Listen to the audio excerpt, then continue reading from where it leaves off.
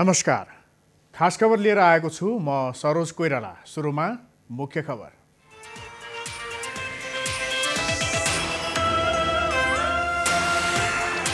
Budget अधिवेशन सुरु भएकै दिन सरकारमाथि विपक्षीको हमला, अध्यादेशका विषयमा उठाए प्रश्न, प्रधानमन्त्रीको राजीनामा माग। लकडाउनमा राहत नपाएपछि विपन्न परिवारमा भोकमरी, विराटनगरमा चक्काजाम र प्रदर्शन, स्थानीय तह रमिते।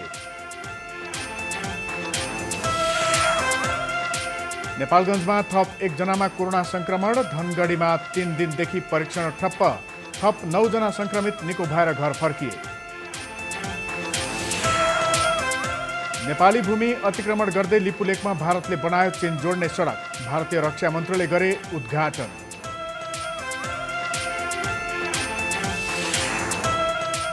र रुसमा लगातार 6औं दिन पनि 10,000 भन्दा बढीमा संक्रमण, विश्वभर 39.5 लाख संक्रमित, अमेरिकामा झण्डै 15% नागरिक बेरोजगार।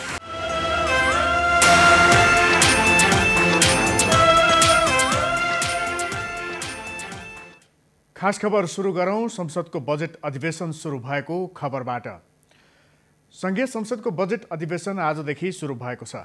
कोरोना भाइरस रोकथामका लागि सरकारले लकडाउन गरे पनि विशेष सावधानी अपनाएर संसद अधिवेशन सुरु भएको छ। जेठ 15 गते बजेट प्रस्तुत गर्नुपर्ने र त्यसअघि नीति तथा कार्यक्रम पारित र प्री बजेट छलफल गर्नुपर्ने बाध्यताका कारण लकडाउनकै बीच संघीय संसदको अधिवेशन बोलाइएको हो। प्रतिनिधि सभामा सभामुख अग्निप्रसाद सापकोटा र राष्ट्रिय सभामा अध्यक्ष गणेश प्रसाद तिमल सिन्हाले राष्ट्रपति विद्यादेवी भण्डारीबाट अधिवेशन आह्वान सम्बन्धी पत्र पढेर लगत्तै अधिवेशन प्रारम्भ भएको हो। वैशाख 21 को मन्त्री परिषदको निर्णय अनुसार राष्ट्रपति विद्यादेवी भण्डारीले शुक्रबारका लागि संसदको 6औं अधिवेशन आह्वान गर्नुभएको थियो। अधिवेशन सुरु हुनुअघि स्वास्थ्य सुधारका सम्पूर्ण उपायहरू अपनाइएको छ। संघीय संसद सचिवालयले सार्वजनिक गरेको कार्यसूची अनुसार वैशाख 28 गते अर्थमन्त्री युवराज खतिवडाले बजेटका सिद्धान्त र प्राथमिकता प्रस्तुत गर्ने कार्यक्रम छ। जेठ 2 गते राष्ट्रपति विद्यादेवी भण्डारीले नीति तथा कार्यक्रम प्रस्तुत गर्नुहुनेछ। त्यसपछि नीति तथा कार्यक्रममाथि छलफल हुनेछ। संविधान अनुसार जेठ 15 गते बजेट आउनेछ। संसदको वर्षीय अधिवेशन सुरु भएकै दिन विपक्षी दलहरू सरकारप्रति आक्रामक बनेका छन्। प्रतिपक्षीमध्ये कुनै दलले घुमाएर र कुनैले सिधै प्रधानमन्त्री केपी शर्मा ओलीको राजीनामा मागेका छन्।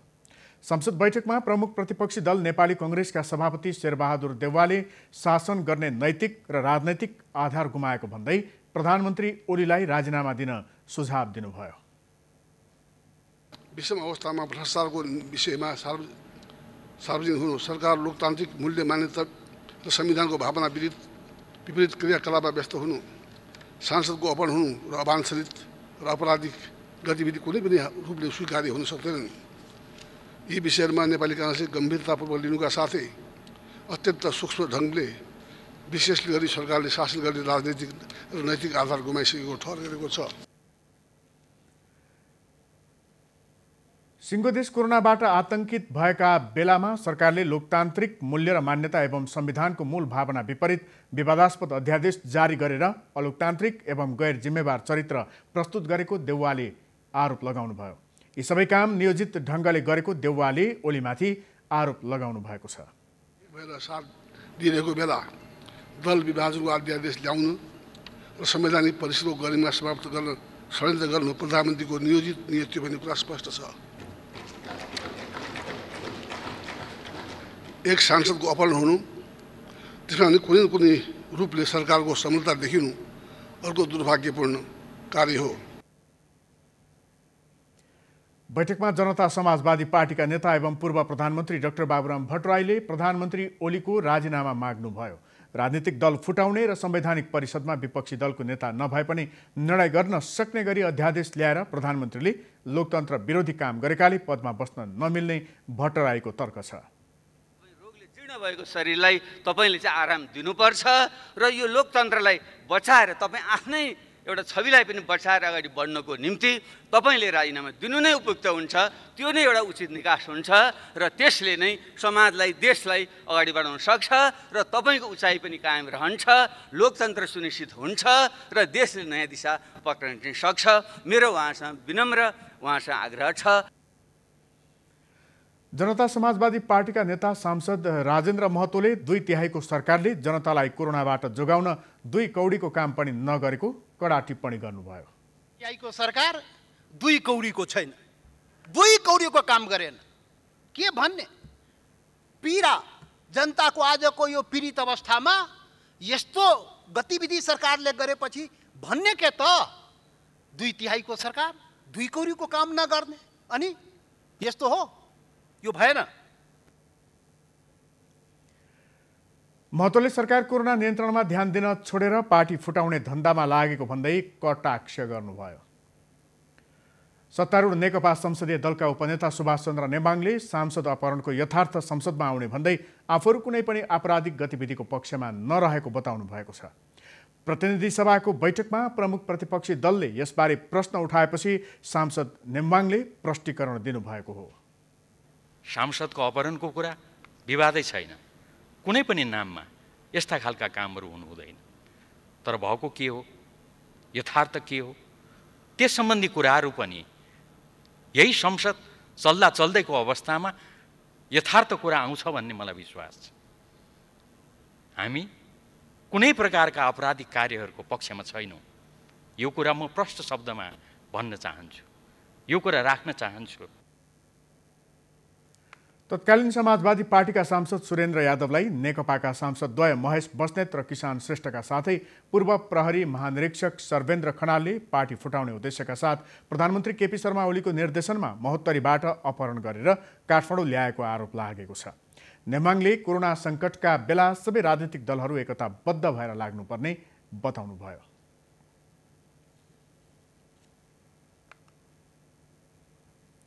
संघीय संसदका सदस्य र कर्मचारीको कोरोना परीक्षणको रिपोर्ट नेगेटिभ आएको छ।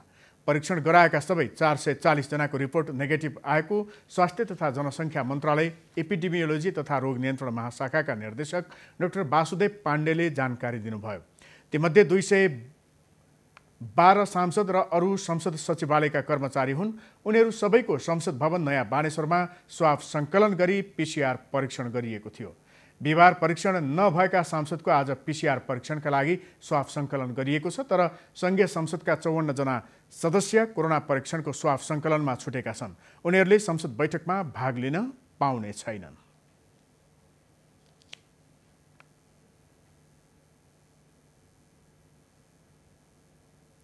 नेपालगञ्जमा थप 1 जनामा कोरोना संक्रमण पुष्टि भएको छ। यो सँगै नेपालगञ्जमा कोरोना संक्रमितको संख्या 24 पुगेको छ। नेपालभर 102 जना संक्रमित भएका छन्। स्वास्थ्य मन्त्रालयको नियमित पत्रकार सम्मेलनमा प्रवक्ता डाक्टर विकास देवकोटाले भेरी प्रादेशिक अस्पतालको ल्याबमा परीक्षण गर्दा 16 वर्षीय युवकमा संक्रमण देखिएको जानकारी दिनुभयो। नेपालगञ्जमा प्रयोगशालामा परीक्षण गर्दा थप 1 जनामा पोजिटिभ देखिएको छ। उहाँ 16 वर्षीय पुरुष हुनुहुन्छ। यसरी नयाँ संक्रमितको संख्या 102 पुगेको छ, जसमध्ये 74 जना पुरुष र 28 जना महिला रहनुभएको छ। प्रादेशिक विवरण अनुसार संक्रमितहरूमध्ये प्रदेश नम्बर 1 का 31, प्रदेश नम्बर 2 मा 30, बागमती प्रदेशमा 7, गण्डकी प्रदेशमा 2, प्रदेश नम्बर 5 मा 27, कर्णाली प्रदेशमा छैन र सुदूरपश्चिम प्रदेशमा 5 जना गरी कुल 102 संक्रमित हालसम्म हुनुहुन्छ। नेपालगञ्जमा भेटिएका संक्रमितलाई खजुरास्थित सुशील कोइराला प्रखर क्यान्सर अस्पतालमा राखिएको छ। यसअघि नेपालगञ्जमा 23 जनामा संक्रमण देखिएको थियो। विराटनगर स्थित कोशी अस्पतालको कोभिड-19 उपचार केन्द्रबाट उदयपुरको भुल्केका थप 8 जना संक्रमित आज डिस्चार्ज भएका छन्। सोमबारदेखि लगातार 3 पटक गरेको स्वाब परीक्षण रिपोर्ट नेगेटिभ देखिएपछि उनीहरूलाई डिस्चार्ज गरिएको हो। डिस्चार्ज हुनेमा 1 भारतीय, विराटनगर 17 का 2 तथा भुल्केका 5 जना स्थानीय छन्।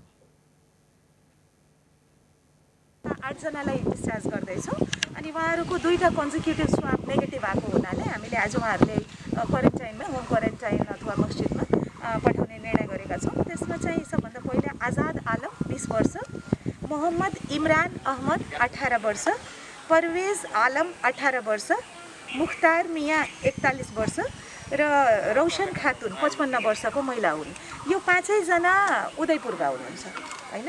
त्यसपछि हामीले 3 जना अझै डिस्चार्ज गर्छौँ, जसमा आइनुम मिया 72 वर्षका, इजराइल मिया 60 वर्षका र मोहम्मद आदिल 24 वर्षका हुन्।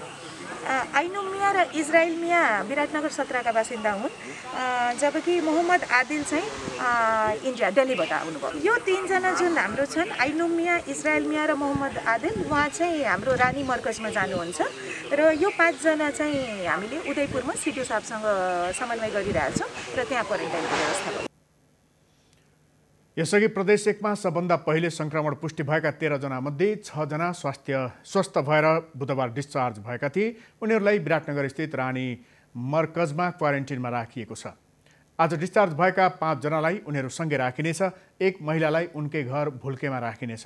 प्रदेश सरकारले कोरोना विरुद्ध क्रमिक रूपमा जित हासिल गर्दै गएको बताएको छ। 7 जना पुरुषहरूलाई यही विराटनगर रानी नै पठाउने अनि 1 जना महिलालाई चाहिँ आज हामी उदयपुर नै लाने। अब उदयपुरमा चाहिँ उहाँको घरभित्रको इन्भाइरोमेन्ट हेर्नका लागि त्यहाँ का जनप्रतिनिधि र स्वास्थ्य कर्मीहरू अहिले मैले पठाएको छु।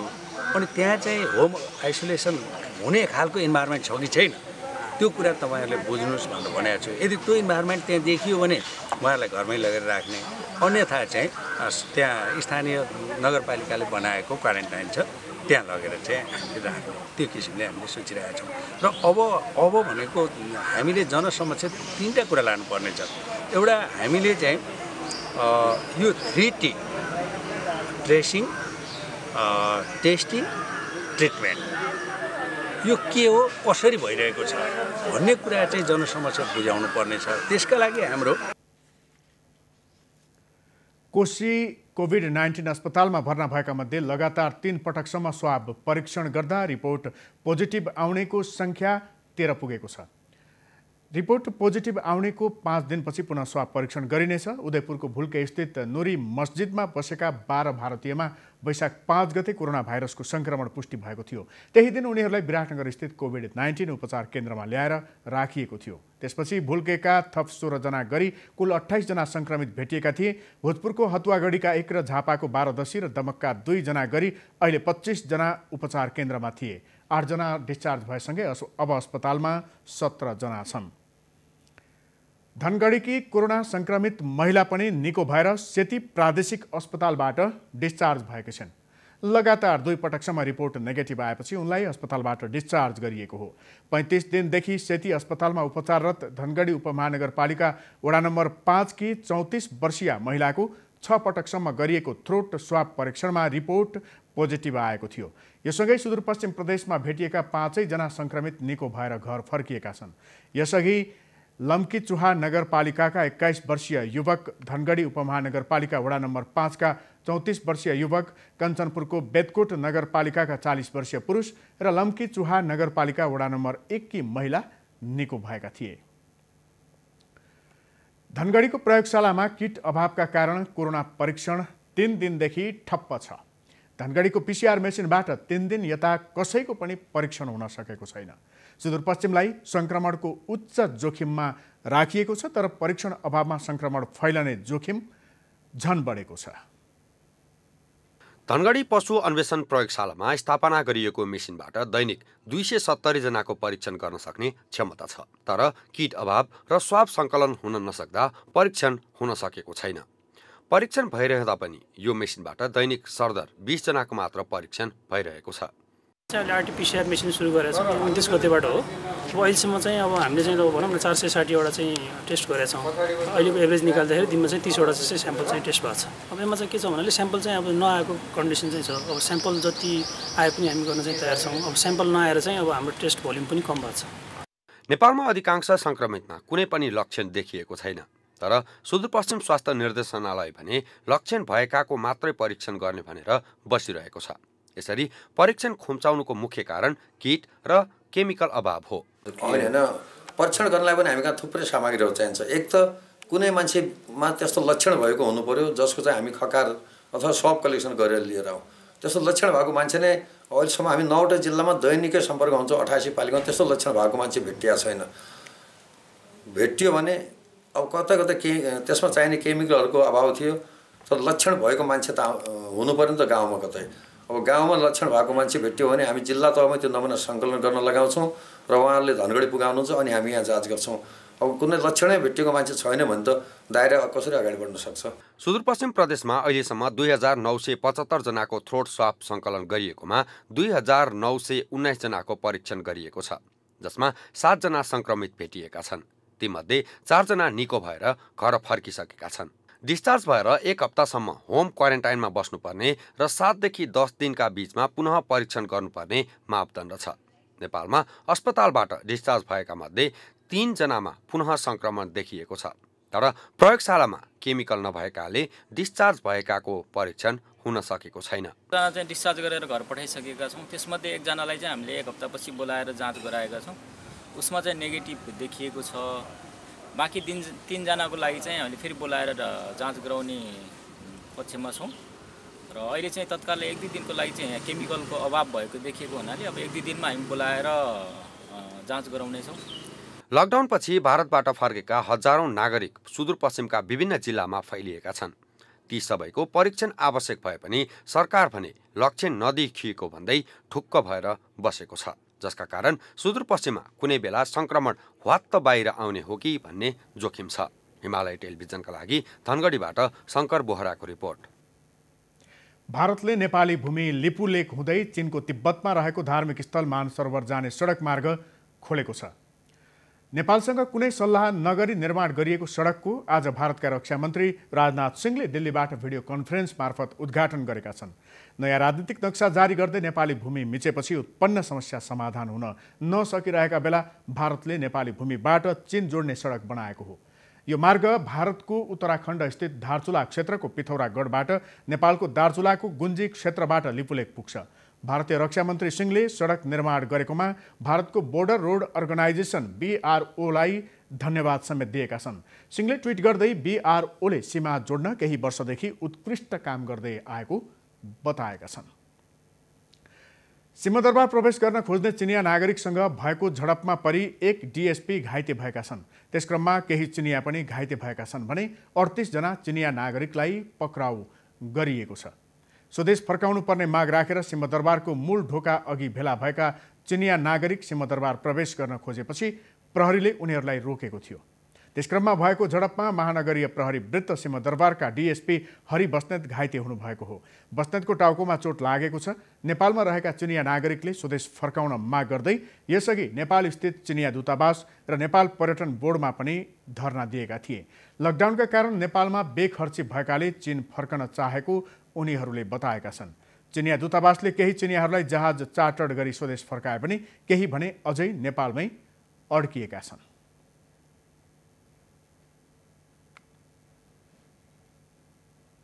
खास खबर बाँकी नै छ, हामी तपाईसँगै छौँ। अहिले भने मुख्य खबर फेरि एकपटक।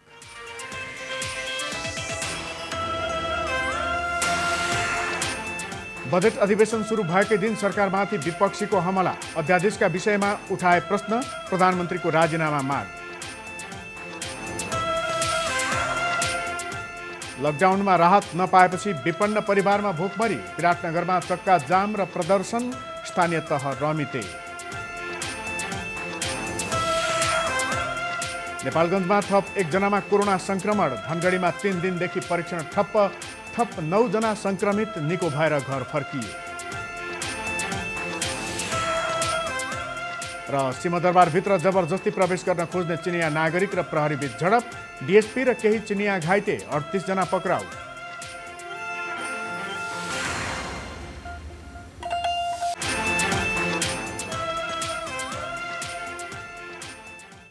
अब बाँकी खबर। स्थायी कमिटी बैठक टार्दै आएका नेकपाका अध्यक्ष एवं प्रधानमन्त्री KP शर्मा ओलीले संसदीय दलको बैठक समेत बस्न नसक्ने बताउनु भएको छ। नेकपाका अर्का अध्यक्ष पुष्पकमल दाहाल प्रचण्डसँगको भेटवार्तामा प्रधानमन्त्री ओलीले संसदीय दलको बैठक बस्न नसक्ने बताएको स्रोतले जनाएको छ। अहिलेको अवस्थामा संसदीय दलको बैठक बस्न नसक्ने प्रश्न पार्नु भएको हो। ओलीले बैठक बस्न नसक्ने बताए पनि अर्का अध्यक्ष प्रचण्ड मौन बस्नु भएको थियो। बालोटारमा भएको छलफलमा नेकपाको प्रतिनिधि सभाका प्रमुख सचेतक देव गुरुङ, सचेतक शान्ता चौधरी, राष्ट्रिय सभा संसदीय दलका नेता दिननाथ शर्मा, पार्टी महासचिव विष्णु पौडेल लगायतका नेता सहभागी हुनुहुन्थ्यो। छलफलमा आफूहरूले पनि अहिलेको अवस्थामा बैठक बस्न नसक्ने सहितको सुझाव दिएको उपनेता सुभाष चन्द्र नेम्वाङले बताउनुभयो। बैठक नबस्ने भएपछि प्रधानमन्त्री एवं नेकपा संसदीय दलका नेता केपी शर्मा ओलीले एकताबद्ध भएर संसदमा प्रस्तुत हुन लिखित निर्देशन दिनुभएको छ। प्रधानमन्त्री ओलीले सरकारले ल्याउने नीति तथा कार्यक्रम र बजेटको पक्षमा उभिन आफ्ना सांसदलाई लिखित निर्देशन दिनुभएको हो। अहिले संसदीय दलको बैठक बोलाउँदा भाँड भैलो हुन सक्ने भन्दै बैठक नबोलाइएको स्रोतले जनाएको छ। सामूहिक छलफलपछिको छुट्टै भेटमा ओली र प्रचण्डबीच स्थायी कमिटी बैठक बोलाउने बारे पनि छलफल भएको छ। दुई अध्यक्ष र वरिष्ठ नेता माधव कुमार नेपालबीच कुरा मिल्न नसक्दा नेकपा स्थायी कमिटी बैठक समेत बस्न सकेको छैन। वैशाख 25 गतेका लागि बोलाइएको स्थायी कमिटी बैठक तयारी नपुगेको भन्दै स्थगित गरिएको थियो र यो विषय नेकपामा पेचिलो बन्दै गएको छ। बैठक नबसेपछि हिजो प्रचण्ड र वरिष्ठ नेता नेपाल निकट स्थायी कमिटी सदस्यले पार्टी कार्यालय धुम्बाराहीमा भेला भएर स्थायी कमिटी बैठकको माग गरेका थिए। प्रधानमन्त्री ओली बजेट अधिवेशनपछि मात्रै स्थायी कमिटी बैठक राख्ने पक्षमा रहेको र त्यो उहाँले अरू नेतालाई प्रश्न भन्दै आएको स्रोतले जनाएको छ। सत्तारूढ नेकपाभित्र स्थायी कमिटी बैठकको विषयलाई लिएर विवाद छ र विवादका कारण बैठक बस्न सकेको छैन। स्थायी कमिटी सदस्यहरूले बैठक माग गरे पनि दुई अध्यक्षबीच सहमति नहुँदासम्म बैठक बस्ने अवस्था देखिन्न। खास गरी प्रधानमन्त्री एवं नेकपा अध्यक्ष केपी शर्मा ओली बैठकमा आफ्नो आलोचना हुने देखेपछि अलि त्रसित हुनुहुन्छ। यसबारे ओली निकट स्थायी कमिटी सदस्य के भन्छन् त? हामीले नेकपाका स्थायी कमिटी सदस्य छविलाल विश्वकर्मासँग कुराकानी गरेका छौँ। तपाईलाई स्वागत छ। धन्यवाद। नमस्कार। स्थायी कमिटी बैठक बस्ने भन्नुभएको थियो, बसेन। फेरि बस्नका निम्ति स्थगन भएको भन्ने जानकारी प्राप्त भएको छ। दुवैजना अध्यक्ष कमरेडहरू र सचिवालयका नेता कमरेडहरूले स्थायी कमिटीको बैठकको आवश्यक तयारी गरेर तिथिमिति तय गर्नुहुनेछ र बैठक बस्नेछ। विश्वास छ तपाईलाई बैठक बस्छ? पुरापुर विश्वास छ। बैठकै नबस्ने त कसरी हुन सक्छ र? सर्दै सर्दै सर्दै यो लामो समयसम्म सरिरहने खालको परिस्थिति पनि छैन। तयारीको काम नेताहरूले छिटो पुरा गर्नुहोस्, व्यवस्थित ढङ्गले स्थायी कमिटीको बैठक बसौँ, तय गरिएका विषयमा केन्द्रित भएर हामीले हाम्रो आफ्नो विवेक प्रयोग गरेर पार्टीलाई सही ढङ्गले अगाडि बढाउन, सरकारका कामलाई प्रभावकारी बनाउनका निम्ति हामीले हाम्रा सुझाव राख्छौँ। कहिलेसम्म बस्ला? तपाईँको विश्वास के छ, अपेक्षा के छ, सूचना पनि? मलाई लाग्छ तयारीको काम पुरा हुनका निम्ति धेरै समय लाग्ने छैन। त्यसैले छिटै बैठक आयोजना हुनेछ भन्ने मेरो विश्वास छ। कि मन नमिलेको? मन त नमिली सुखै छैन।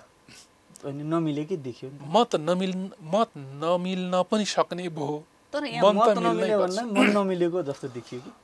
यस्तो छ, मत पनि मिल्नु पर्दछ, मन पनि मिल्नु पर्छ। कहिलेकाहीँ मत नमिल्दाखेरि पनि मन मिल्नै पर्दछ। मन नमिलाइकन अगाडि बढ्ने कुनै सम्भावना छैन, यसको कुनै विकल्प पनि छैन। तर यही विषयलाई लिएर पार्टी फुटकासम्म चर्चा भए? चर्चा हुने कुरा एउटा हो, तर यो पार्टी एकताको डोरी यति कमजोर किन ठानियो होला भन्ने मलाई लाग्छ। एक ढङ्गले म अचम्भित पनि छु। कसैले चाहँदैमा यो फुटिहाल्ने त्यस्तो पनि सम्भावना छैन। भएका कमी कमजोरीलाई सच्याउने, सुधार्ने, प्रधानमन्त्री केपी शर्मा ओलीले सांसदहरू बोलाएर त्यस्तो भन्नुभयो भन्ने सूचना ध्यान नपुगेका विषयहरूमा अब ध्यान पुर्याउने र अगाडि बढ्ने एकताबद्ध नेपाल कम्युनिस्ट पार्टीबाट नै यो देशको भविष्य सुनिश्चित छ। तर प्रधानमन्त्री एवं पार्टी अध्यक्षले नै अब यस्तो स्थिति हुन सक्छ भनेर चाहिँ सांसदहरूलाई भन्नुभयो भन्ने कुरा आयो नि त। बीचमा धेरै ठाउँमा यस खालका कुराहरू सुनियो। एक ठाउँमा बालुवाटार मात्रै होइन, अरू टारमा पनि यस खालको कामहरू भयो भन्ने सुनियो। अब शक्तिको कुरा होइन, अब समझदारीको कुरा हो कि प्रवेश गर्नुपर्ने भनेको। समझदारी बिना शक्ति सम्भव छैन। अहिलेको अवस्थामा समझदारी कायम गरेर अगाडि बढ्दाखेरि सबैको शक्ति सामूहिक रूपमा प्रकट हुन्छ। त्यो शक्तिले नै हामीलाई सही दिशामा अगाडि बढ्नका निम्ति छलफलबाटै हुन्छ होला नि। त्यो दिशानिर्देश गर्छ। छलफलबाटै हुन्छ होला। छलफलबाट नै हुन्छ। छलफलबाट हुनुपर्छ। विभिन्न तहका छलफलले नै हामीलाई त्यो ठाउँमा पुर्याउनेछ। अहिलेको स्थितिमा यो स्थायी कमिटी बैठक बोलाउनु नि महाभारत बन्यो क्या? महाभारत किन भन्नु र? किनभने बैठकै आयोजना भइ नै सकेको छ एक ढङ्गले। किनभनेदेखि जस्तो किन भयो भने जस्तो 25 गतेको बैठक सार्ने बित्तिकै एक थरी तपाईँहरूकै साथीहरूले छुट्टै भेला गर्नुभयो, फेरि डिमान्ड गर्नुभयो। एक थरी के भन्दै हिँडिरहनु भएको छ भने अहिले बैठक नबस्दा पनि के जहाज डुब्छ र? होइन, त्यतातिर नजाउँ भन्छु म, त्यतातिर नजाउँ। किनभने बैठकको माग लिखित रूपमा केही कमरेडहरूले गर्नुभयो। बैठक बस्ने नै हो, बैठक आयोजना हुन्छ, विषयवस्तु तय हुन्छन्, छलफल हुन्छ, विमर्श हुन्छ, निष्कर्षमा पुगिन्छ, निष्कर्षलाई लिएर अगाडि बढिन्छ। तयारी नपुगेको कि एक जस्तो केपी शर्मा ओलीले भनेको एजेन्डा नपरेको वा प्रचण्ड र माधव नेपालले भनेको एजेन्डा नपरेको? त्यतातिर नजाउँ। दुईजना अध्यक्षहरू बस्नुहुन्छ, सचिवालयको बैठकमा आउनुहुन्छ र विषयवस्तु तय भएपछि अगाडि बढ्छ। बैठक बस्छ नबस्ने भन्ने कुरै छैन। बैठक नबस्ने कसले भनेको छ र? यो शङ्काले त्यो लङ्का डढाउने त्यस चाहिँ गर्नु हुँदैन। बैठकको एजेन्डा के हुनुपर्छ तपाईँलाई लागेको? अबको हाम्रो बैठकका विषयवस्तुहरू यी पनि हुनुपर्दछ है भनेर त त्यही बैठकमा हामीले राख्छौँ नि। जस्तो पार्टीको पार्टी कामको समीक्षा बाहिर भनिरहन परेन यसलाई। पार्टी कामको समीक्षा बैठकमा विषयवस्तु प्रस्तुत भए पछाडि यी विषयवस्तुहरू पनि हुनुपर्दछ, यसलाई यस रूपमा अगाडि बढाउँ भन्ने त त्यो कुरा त्यहाँ भइ नै हाल्छ। र अन्त्यमा कतिपय तपाईँहरूकै साथीले मागेको एक व्यक्ति एक पदको कुरा यो अध्यादेशसँग जोडेर वा केही अनियमितताका प्रसङ्ग जोडेर सरकारको समीक्षाको कुरा, प्रधानमन्त्रीको नियतमाथि पनि उहाँले शङ्का गर्नुभएको छ। यी विषयहरू अहिले नियतपट्टि फर्कने काम नगरौँ। बैठक आयोजना भएपछि बैठकमा विषयवस्तुहरूमा केन्द्रित भएर नै छलफल हुन्छ। छलफल हुन नसक्ने कुनै विषय नै छैन, कुरा नै छैन। तर क्रमशः प्राथमिकीकरण तय गर्दै अगाडि बढ्ने कुरा हो। जब कमी कमजोरी छन् भने सच्याउनका निम्ति नेतृत्व हामी सबै तयार भएरै यहाँसम्मको यात्रा तय गरे न हो। त्यसैले बैठक हुन्छ, छलफल हुन्छ र निष्कर्षका साथ अगाडि बढ्ने खालको परिस्थिति बन्छ। यसमा दुविधा र संशय नपालौँ भन्ने मेरो आग्रह छ। घरधुरीभन्दा बढीले राहत पाएको विराटनगर महानगरपालिकाको तथ्याङ्क सामाजिक सञ्जालमा भाइरल भयो। तर अहिलेसम्म राहत नपाएको भन्दै विराटनगरमा आन्दोलन नै हुन थालेको छ। विपन्न परिवारले मर्ने अवस्था आएको गुनासो गरिरहेका छन्। विराटनगरमा राहत माग गर्दै 3 दिन यताबाट सडक जाम गरी आन्दोलन भइरहेको छ। आन्दोलित स्थानीयले तत्काल राहत दिन माग गरिरहेका छन्।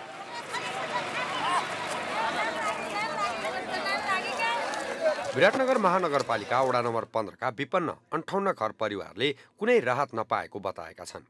यसपेका अधिकांशले रिक्सा चलाएर गुजारा चलाउँदै आएका छन्। अहिले खाद्यान्न नभएपछि उनीहरूलाई भोकले मरिने चिन्ताले सताएको छ। कोही भोकै सुत्न पर्दैन भन्ने प्रधानमन्त्रीसँग स्थानीय आक्रोशित छन्। यो राहतको लागि कति असलमलाई भने कति भीम बराजुले फोन मारे भन्छ सेकेन्ड टिपमा आउँछ दिन्छु। हाम्रो उहाँ 58 घर छुटेर छ, खाने बिना छटपटाइरहेछ। कसैलाई केही सुनवाई छैन। अहिले गोदाममा चामल अस्तिसम्म थियो, रातभरिमा गायब भयो। हामी भोकै बसिरहेका छौँ। न्युजमा सुनिरहेको थियो यति अरब रुपियाँ आयो, यति अरब रुपियाँ आयो जनताको लागि। तर जनताको पेटमा छैन। प्रधानमन्त्री र ठुल्ठुलो मान्छेहरूको सब पेट भरिराखेको छ। जनताले के पाइरहेको छ? भोकै मरिरहेको यो रोडमा। यस्तो हुन्छ प्रधानमन्त्री? राहतको माग गर्दै आन्दोलन हुन थालेपछि महानगरपालिकालाई तनाव भएको छ। विपद व्यवस्थापन समितिको बैठक गरेर राहत वितरण गर्ने महानगरको तयारी छ।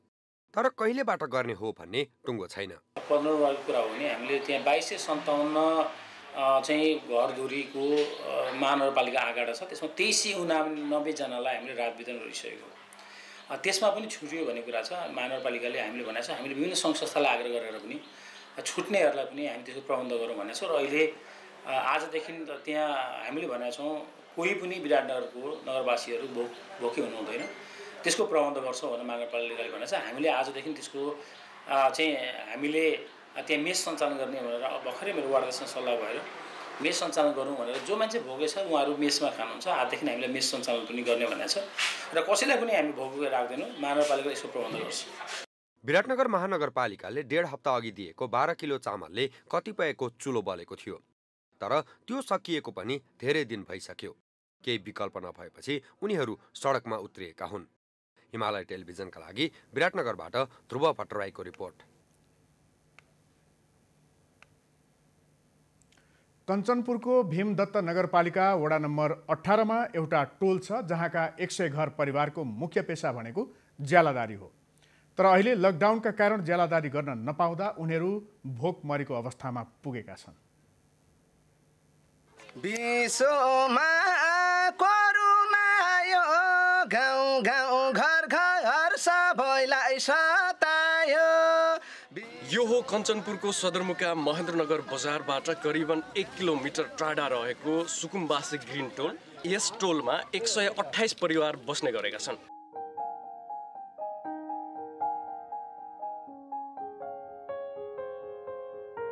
यहाँका बासिन्दाहरूलाई, यहाँको टोलवासीहरूलाई छाक टार्न धौ भइरहेछ। अहिलेको अवस्थामा हामी भोकै छौँ, लाउन खान केही पनि नरहेको अवस्था छ भनेर उहाँले दुःख व्यक्त गर्नुभएको छ। हामीले कमाएर दिनभरि पन्नीमा चामल ल्याएर साँझ बिहान खाइराखेको थियौँ, जस्तो पनि हामीले आफ्नो पेट भरेर राखेको थियो आफ्नो बालबच्चाको। अब यही बन्दका कारणले हाम्रो यस्तो हडताल भयो, भोकमारी भयो सर। अब यस्तो बन्दै नबस्दा हाम्रो भोकमारी हुन्थेन। अहिलेसम्म हामीले सरकारसँग दिनुहोस्, हामीलाई हामी खान्छौँ भनेको थिएनौँ। हामी आफू गरिब भए पनि हामीले दिनभरि आफ्नो मजुरी गरेर पनि खाएको थियौँ नि। अब यस्तो बन्द गराइदिएपछि त हामीलाई त भोकमारी उसै भयो। खाना लागि पैसा मागेर खायौँ र अरू भोलिको लागि छैन। आज साँझ के खानुहुन्छ त्यसो भए? साँझको लागि छैन र अरू के गर्नु? के गर्नुहुन्छ अब खानाको लागि? अब भोकै बस्नु पर्यो कि पैसा मागेर खानु? कि पैसा हे कोही त नेपाली छन्, कोही त छन्, कोही छन् विदेशी। खाना नपाई मर्ने भए यही टोलका सुकुम्बासी। चावल नपाई दुःखले अनि बच्चाहरू बाबा कहिले बिस्कुट भन्छन्, कहिले मासु ल्याउन भन्छन्, कहिले दाल दिनु नि भन्छन्। 10 किलो चामल मात्र सरकारले दिएको थियो, त्यो पनि सिद्धिसकेछ। अब यिनी बच्चाहरूको मुख देख्दै के गर्ने, के गरौँ, कस्तो गरौँ भइरहेछ।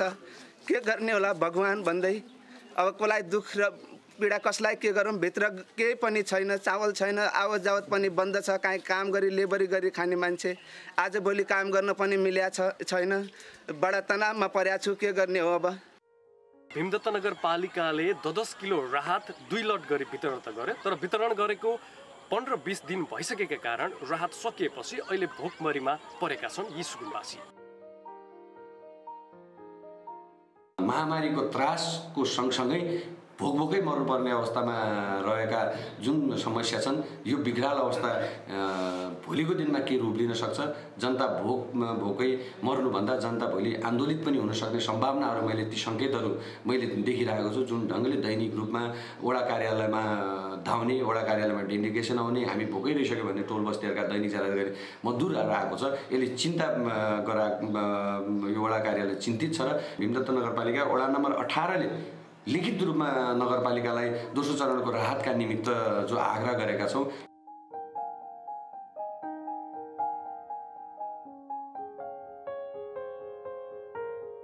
हिमालय टेलिभिजनका लागि केशव भट्ट, कञ्चनपुर।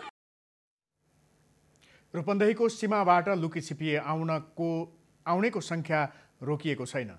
भारतले उत्तर प्रदेश तथा बिहारका लागि विभिन्न राज्यबाट विशेष रेल सञ्चालन गरेसँगै नेपालीको आगमन बढेको हो। यसरी सीमासम्म आइपुगेकाहरू वैधानिक रूपमा नेपाल प्रवेश गर्न पाएका छैनन्। लुकीछिपी प्रवेश गर्दा कोरोना संक्रमणको जोखिम बढेको छ। भारतको क्वारेन्टिनमा नियमानुसार बसेर सीमामा आइपुगेका नेपालीले पनि प्रवेशको अनुमति पाएका छैनन्। मुख्य सीमाबाट प्रवेश नपाएकाहरू अहिले रूपन्देहीको विभिन्न चोर बाटोबाट लुकीछिपी नेपाल प्रवेश गरिरहेका छन्। क्वारेन्टिनमा बसिसकेकाले भारतीय सुरक्षाकर्मी सकेसम्म उनीहरूलाई नेपाल पठाउन चाहिरहेका छन्। सीमा पारी आएका नेपाली 10 गजा पार गरेर घर आउन सकेका छैनन्।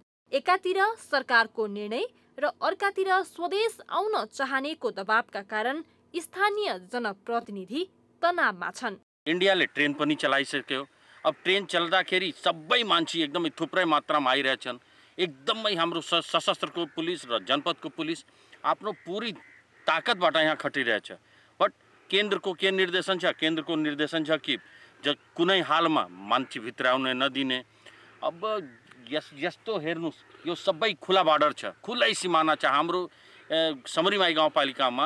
पारी अलिक खुकुलो गरेको नाताले सबै मान्छे बिस्तारै बिस्तारै नेपालकै नेपालीले भारतले पनि तिनीहरूलाई के अरे धपाएर नेपाल पठाउने, अनि नेपालले पनि कानुनले चाहिँ सरकारले जुन अहिले सशस्त्र बेस क्याम्प सबैलाई राखेर त्यो आउन नदिने भनेपछि झन् गाह्रो छ।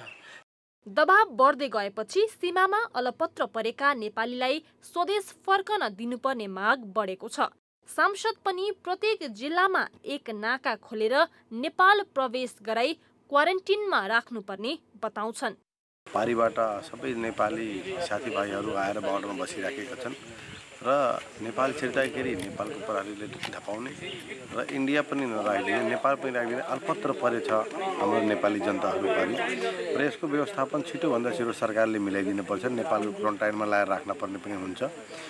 सीमा पारी भएका नेपाली मात्र होइनन्, रूपन्देहीको सीमावर्ती मर्चवारका बासिन्दा पनि अहिले समस्यामा छन्।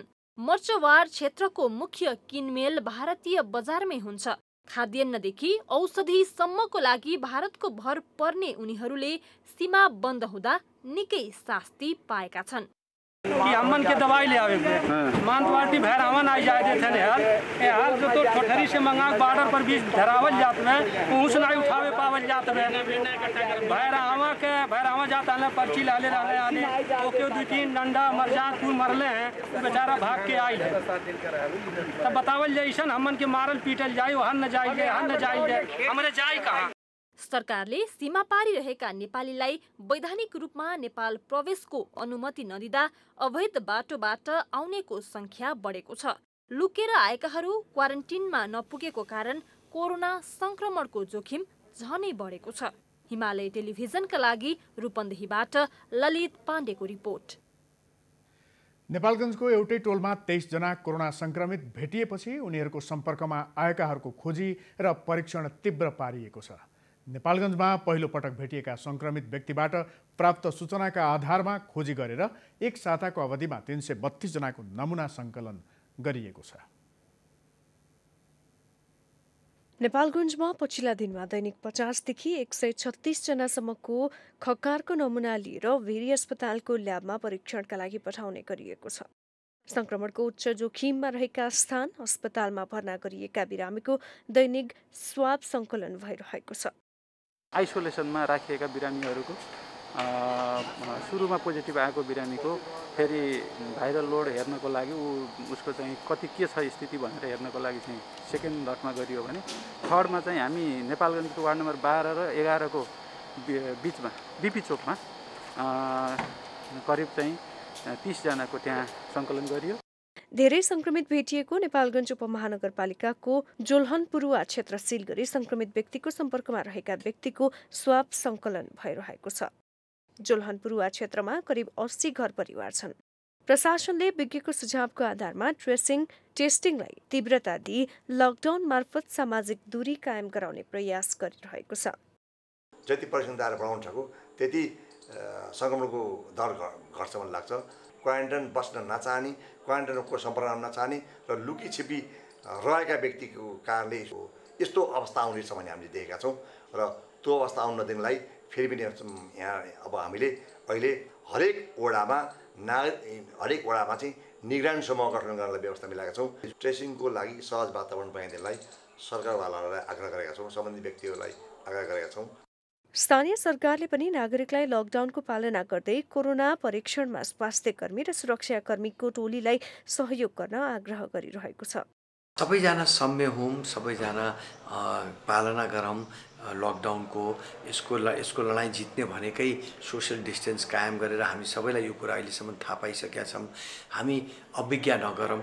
पुलिस प्रशासन, जनप्रतिनिधि, पार्टीहरूले तपाईहरुकै निम्ति यो लकडाउन ल्याएको, जनताकै निम्ति ल्याएको हो।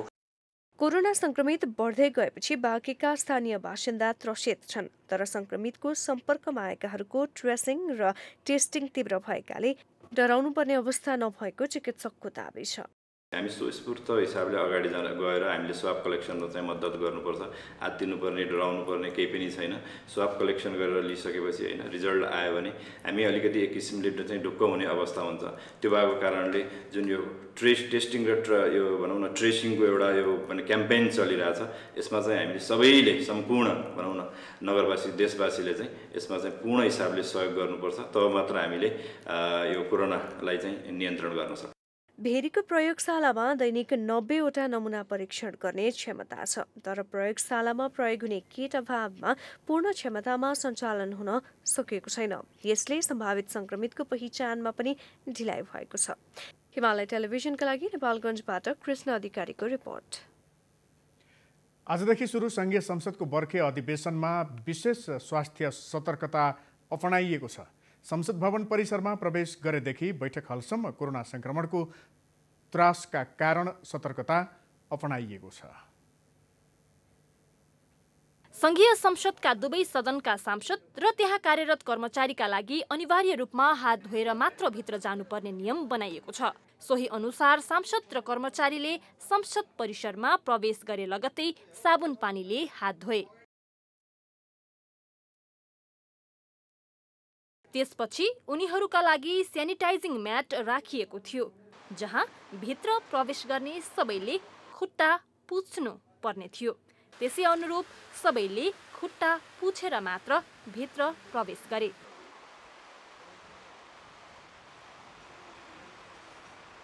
स्वास्थ्य कर्मीको टोलीले सांसदको पीसीआर रिपोर्ट नेगेटिभ आएको प्रमाण हेरेर बाँकी स्वास्थ्य जाँच गरेर भित्र पठाए।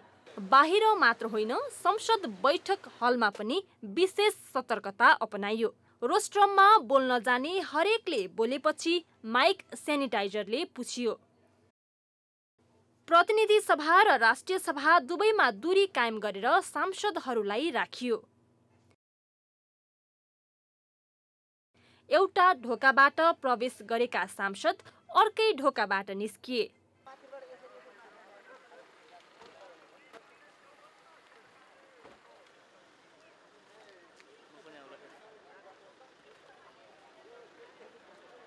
तर त्यहाँ अर्को एउटा दृश्य पनि देखियो। सांसद र कर्मचारीका लागि विशेष सतर्कता अपनाइए पनि पार्किङ एरिया भने सुरक्षित देखिएन। सामाजिक दूरीको पालना पार्किङ एरियामा भने भएको थिएन। सांसदका सहयोगी, सवारी चालक, उच्च पदस्थ व्यक्तिका सुरक्षाकर्मी, पत्रकार सबै गरेर संसद परिसरमा 500 भन्दा बढीको उपस्थिति थियो।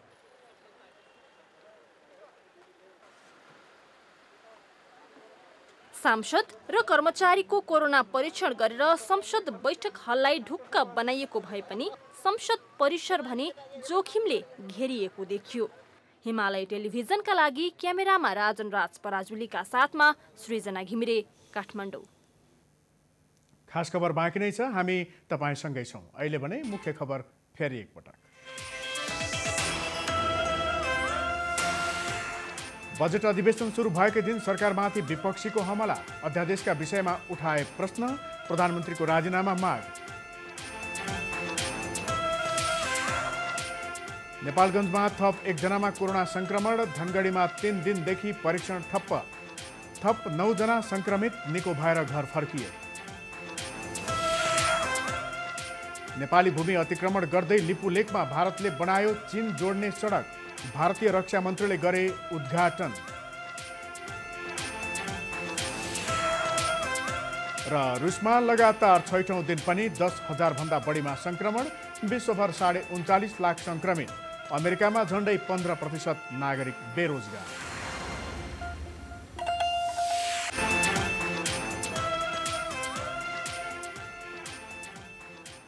अब बाँकी खबर। भ्रष्टाचारका खबर दिनहुँ जसो आइरहँदा लकडाउनका कारण भ्रष्टाचार कम भयो भन्ने धेरैको आकलन छ, तर अवस्था त्यस्तो छैन।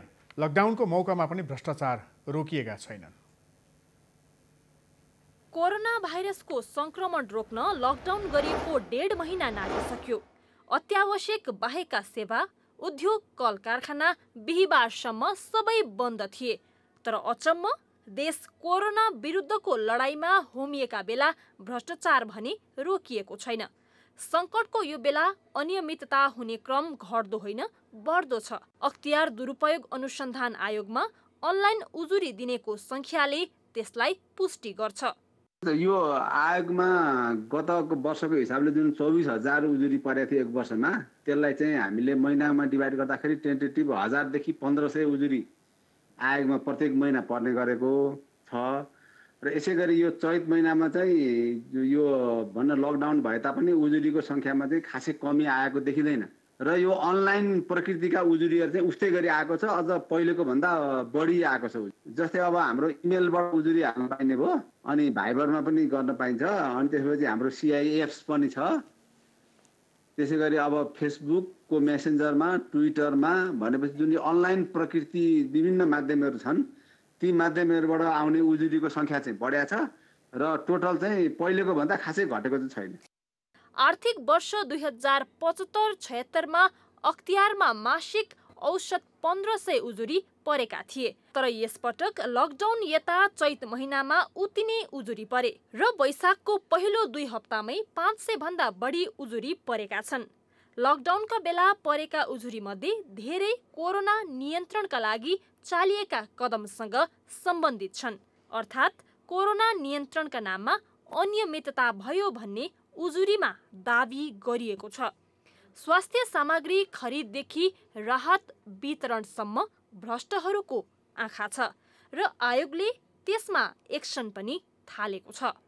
खरिद प्रक्रियासँग सम्बन्धित उजुरीहरू पनि बढ्या छन्, त्यस्ता खालका उजुरीहरू छन् अहिले।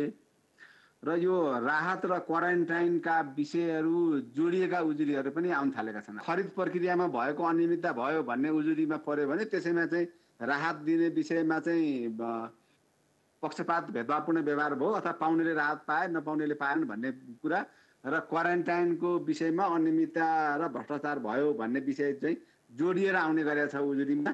ठ्याक्कै यति भएर तथ्याङ्क छुट्याइएको अवस्था चाहिँ छैन। लकडाउन भए तापनि आयोगका कार्यालयहरू खुलिरहेकै छन् र आयोगमा उजुरी प्राप्त भएर नियमित काम भइरहेको छ। त्यही क्रममा अहिले यो राहत र क्वारेन्टाइनको विषयमा आएका उजुरीहरूलाई पनि आयोगले चाहिँ एउटा विधिसम्मत प्रक्रियाबाट यसलाई चाहिँ के हो भन्ने कुरा चाहिँ अगाडि बढाइरहेकै अवस्था छ। देश कोरोना संक्रमणको त्रासमा छ, मान्छेको ज्यान जोखिममा छ, तर भ्रष्टहरू सल्बलाउन छाडेका छैनन्। यो बीचमा सरकारकै उच्च पदस्थ व्यक्तिहरू विरुद्ध भ्रष्टाचारको उजुरी दर्ता भएका छन्। यसले सुशासनको वकालत गर्ने प्रधानमन्त्री केपी शर्मा ओलीको दाबीलाई गिज्याएको त छ नै, सङ्कटमा भ्रष्टाचार र अनियमितता झन बढ्ने रहेछ भन्ने पनि पुष्टि गरेको छ। हिमालय टेलिभिजनका लागि सृजना घिमिरे, काठमाडौँ। अब आर्थिक खबर।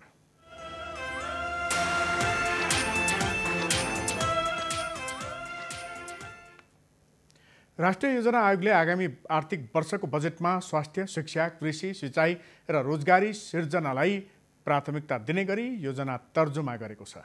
संसदको अर्थ समितिको बैठकमा आयोगका उपाध्यक्ष डाक्टर पुष्पराज कणेलले कोरोनाले थला परेको अर्थतन्त्रलाई सुधार्न आगामी बजेट महत्त्वपूर्ण हुने बताउनुभयो। बजेटका प्राथमिकता तयार गरेर आयोगले बजेट छलफलको प्रतिवेदन आइतबारसम्ममा अर्थ मन्त्रालयमा बुझाउने उहाँले जानकारी दिनुभयो। 6447 परियोजनाहरू दर्ता भएको स्थिति छ। त्यसमध्ये चालु आयोजनाहरू चाहिँ 5300 लगभग कति छन् भन्ने छ अहिले। यसमा आवश्यक पऱ्यो भने मान्यजीले नै प्रकाश पार्नुहोला। अब समग्रमा मैले भन्दा यो काम सुरुवात चाहिँ भएको छ, तर धेरै गाह्रो काम छ। त्यो गाह्रो काम यसर्थमा कि हामी सबैले आफ्नो माइन्डसेट यो चाहिँ मन्त्रीदेखि सांसददेखि राष्ट्रिय योजना आयोगका पदाधिकारीदेखि तलसम्म प्रदेशका पदाधिकारी र स्थानीय तहसम्मका पदाधिकारी सबैले आफ्नो माइन्डसेट परिवर्तन गर्नुपर्ने आवश्यकता छ। समिति बैठकमा सदस्यहरूले पछिल्लो समय योजना आयोगको भूमिका खुम्चिँदै गएर संस्थामा सीमित भएको आरोप लगाए। सांसद सुरेन्द्र पाण्डेले आयोगले योजना मात्रै बनाउने नभई कार्य सम्पादनको मूल्याङ्कन र प्रगतिको विश्लेषण पनि गर्नुपर्ने बताउनुभयो। त्यसो भएपछि अब योजना आएको चाहिँ चिन्ता गर्ने बस्ने मात्रै भइदियो भनेर भूमिका भएन भने त केही काम लागेन। चिन्ता यहाँले एकदमै गर्नुभएको छ, त्यसको लागि धन्यवाद छ। तर चिन्ताले मात्रै त हुँदैन, पछि परिस्थिति चेन्ज गर्न सकेनौँ भने त हाम्रो समय त त्यसै बितेर जान्छ नि। यो जेनेरेसनै आउट भएर जानेछ केही समय। बैठकमा सांसदहरूले देशमै उत्पादन हुने वस्तुको आयात कम गर्ने र स्वावलम्बी अर्थतन्त्र निर्माण गर्ने र रोजगारीको अधिकतम वृद्धि गर्नेतर्फ आयोगलाई सुझाव दिएका छन्। सरकारले पूर्वाधार निर्माणको कामलाई निरन्तरता दिने बताए पनि निर्माण व्यवसायीले व्यावहारिक कठिनाई भएको गुनासो गरेका छन्। ती कठिनाई के हुन् त? नेपाल निर्माण व्यवसायी महासङ्घका वरिष्ठ उपाध्यक्ष निकोलस पाण्डेसँग कुराकानी गरेका छौँ। म्यानर टेलिभिजनमा यहाँलाई स्वागत छ। धन्यवाद। अहिले यो कोरोना भाइरस रोकथामको लागि लकडाउन लगातार जसो लम्ब्याइएको छ, यो बिचमा निर्माण क्षेत्रमा कोरोना भाइरसको प्रकोपले त्यो रोकथामको लागि गरिएको लकडाउनले चाहिँ पारेको प्रभावहरू चाहिँ के कस्तो छ, कस्तो असर गरेको छ? अब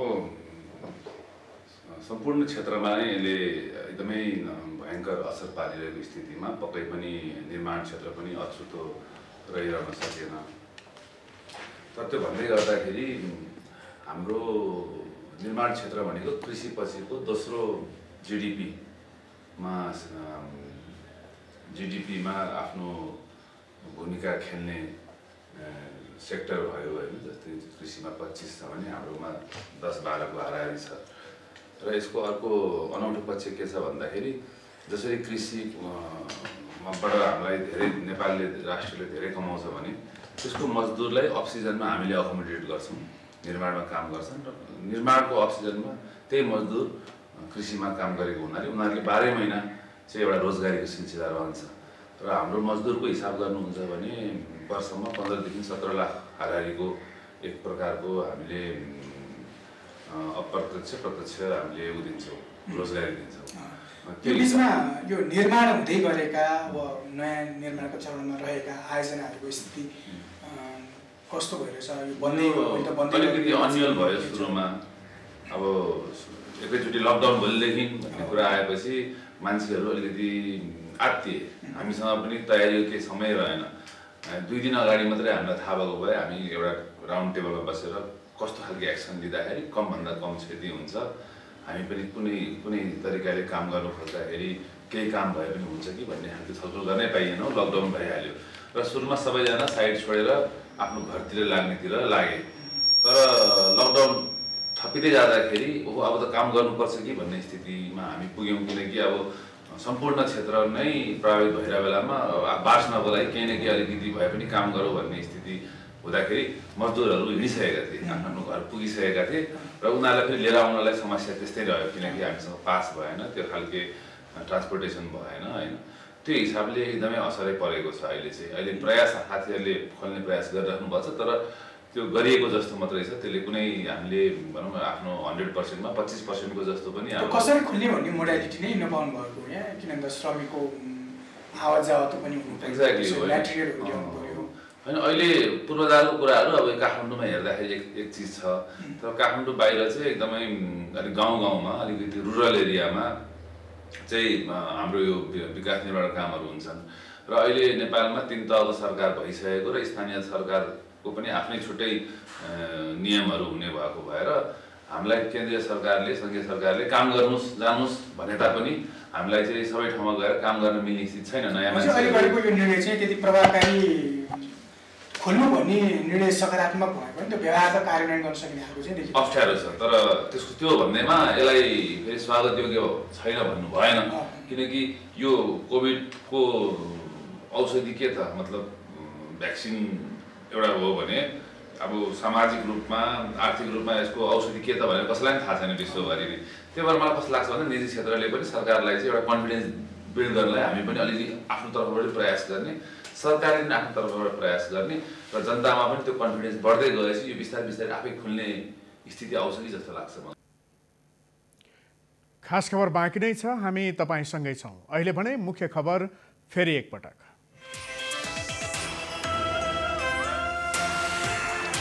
बजेट अधिवेशन सुरु भएकै दिन सरकारमाथि विपक्षीको हमला, अध्यादेशका विषयमा उठाए प्रश्न, प्रधानमन्त्रीको राजीनामा माग।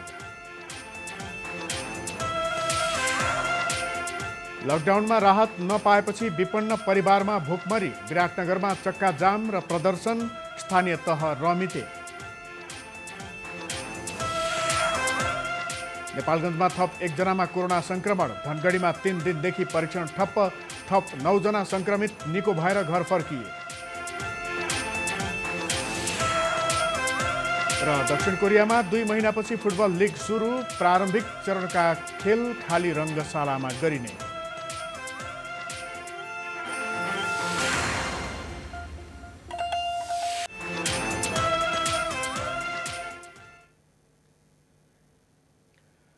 अब विदेशका खबर।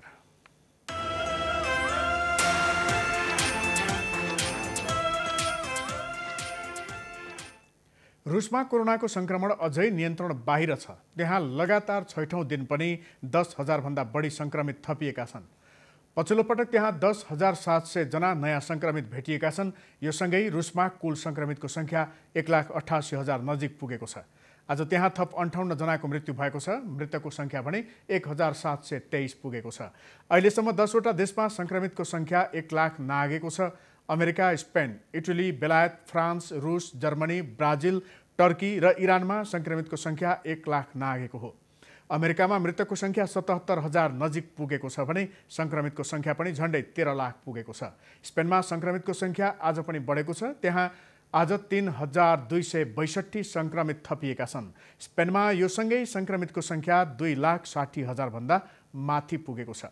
त्यहाँ 26,000 भन्दा बढीले ज्यान गुमाएका छन्। जर्मनीमा भने निको हुनेको संख्या उच्च छ।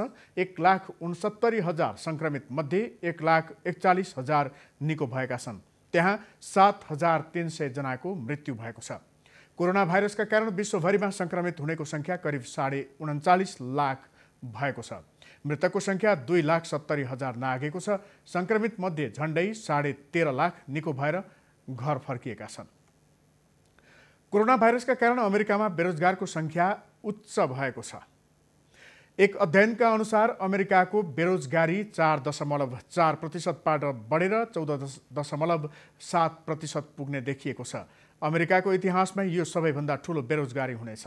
यसअघि सन् 1982 मा अमेरिकामा बेरोजगारी 10.8% पुगेको थियो। कोरोना भाइरसका कारण अहिले अमेरिकाका आर्थिक गतिविधि बन्द अवस्थामा छन्।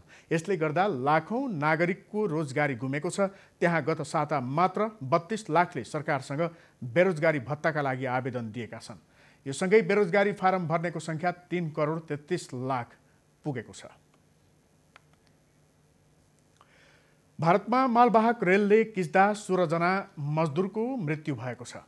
महाराष्ट्रको औरंगाबादमा रेलले किचेपछि 16 जना मजदुरको घटनास्थलमै मृत्यु भएको हो। त्यस्तै 5 जना गम्भीर घाइते भएका छन्। औरंगाबादका करमाड स्टेसन नजिकै लेकमा सुतिरहेका बेला रेलले किचेको भारतीय सञ्चार माध्यमले जनाएका छन्। मृतक सबै औरंगाबादको एक स्टिल कारखानामा काम गर्ने मजदुर रहेको बताइएको छ। मध्य प्रदेश घर फएका मजदुर पैदलै घर गइरहेका बेला लेकमा सुतेका थिए। मृतकका परिवारलाई 5-5 लाख रुपैयाँ उपलब्ध गराइने मध्य प्रदेशका मुख्यमन्त्रीले घोषणा गरेका छन्। अब खेलकुदका खबर।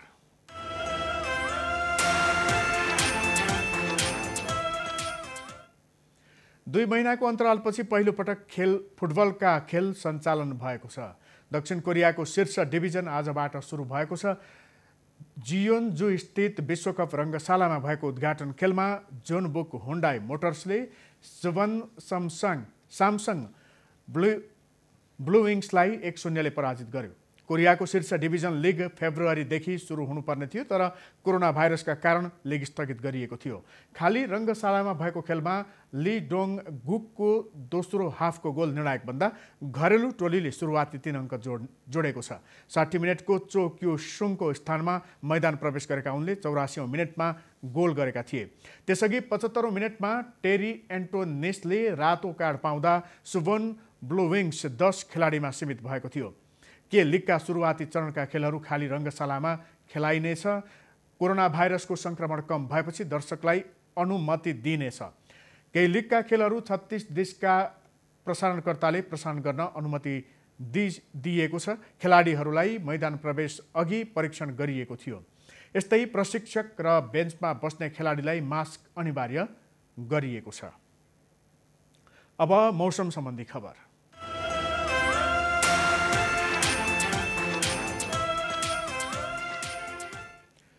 आज राति देशको पूर्वी भूभागमा सामान्य बदली रही मध्य र पश्चिमका पहाडी भूभागमा आंशिक बदली रहनेछ। पूर्वी र पश्चिमी भूभागका 1-2 स्थानमा मेघगर्जन, चट्याङ, असिना र हावाहुरी सहित वर्षाको सम्भावना छ। भोलि दिउँसो देशका पहाडी भूभागका केही स्थानहरूमा र तराईका 1-2 स्थानमा मेघगर्जन, चट्याङ, असिना र हावाहुरी सहित वर्षाको सम्भावना रहेको जल तथा मौसम पूर्वानुमान महाशाखाले जनाएको छ। भोलि बिहान 5:18 उदाउने सूर्य साँझ 6:43 अस्ताउनेछ। अब देशका विभिन्न ठाउँको मौसम सम्बन्धी जानकारी।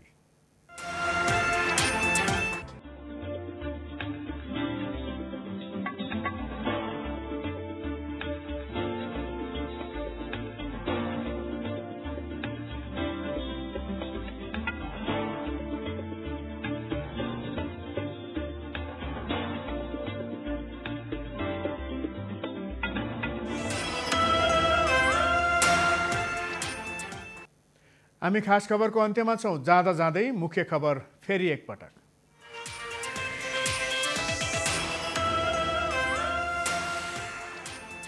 बजेट अधिवेशन सुरु भएकै दिन सरकारमाथि विपक्षीको हमला, अध्यादेशका विषयमा उठाए प्रश्न, प्रधानमन्त्रीको राजीनामा माग।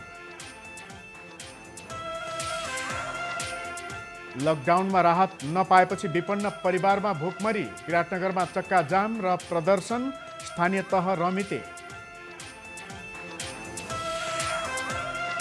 नेपालगञ्जमा थप 1 जनामा कोरोना संक्रमण, धनगढीमा 3 दिनदेखि परीक्षण ठप्प, थप 9 जना संक्रमित निको भएर घर फर्किए। नेपाली भूमि अतिक्रमण गर्दै लिपुलेकमा भारतले बनायो चीन जोड्ने सडक, भारतीय रक्षा मन्त्रीले गरे उद्घाटन।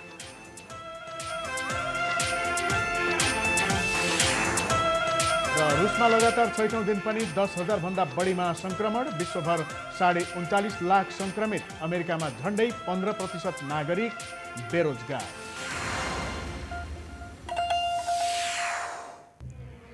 हस्त खास खबर आजलाई यति नै। हामी अहिले 9 बजे हिमालय खबर लिएर फेरि आउनेछौँ। खास खबर तपाईँले फेसबुक र युट्युबमा पनि प्रत्यक्ष हेर्न सक्नुहुन्छ। साथै हिमालय टेलिभिजन एप मार्फत iOS र एन्ड्रोइडमा पनि विश्वभर प्रत्यक्ष हेर्न सकिन्छ। नमस्कार।